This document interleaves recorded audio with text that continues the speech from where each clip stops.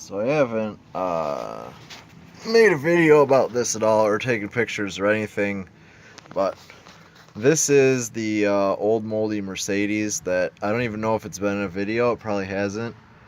The old one that I had was the other 300D, the 82, the yellow one. This is a plastic dipped black one, and as you can see, it's bleeding. And you're, what is, well, this is one of the transmission cooler lines, and as you can see, there's a hole rubbed in it right there from the stock clamps that went on these oil pan bolts. So this actually happened when I was camping last month, and since this isn't my daily, I just kind of parked it until I could fix it. I had all this self-sealing silicone tape on there, and unfortunately I think there was either too much of it, or because it was still bleeding I just couldn't get it to seal all the way, so we still kept losing copious amounts of fluid. And I have no idea how much is in the transmission, but you have to practically floor this thing to get it to move, so not a lot.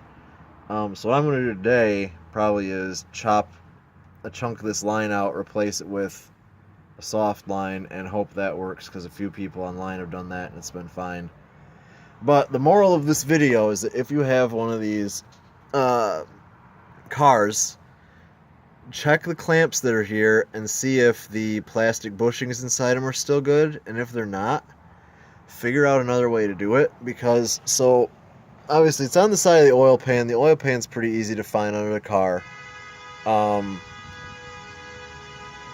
Someone apparently just died. I don't know, I don't care. And if you come over here, there's another line of the same kind, and if you look very carefully right there, there's another spot. Now this one's not leaking, but you can see that it's been rubbed down a little bit there. So yeah, if you've got one of these, I haven't actually seen any videos about it, which is kind of weird, at least until I actively looked, and then I think I found one. But yeah, you need to fix that problem.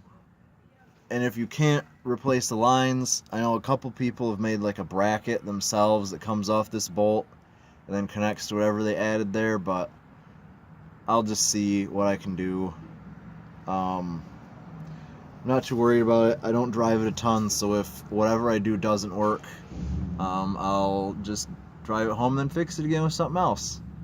So that's it. This video was 3 times longer than it needed to be. Bye.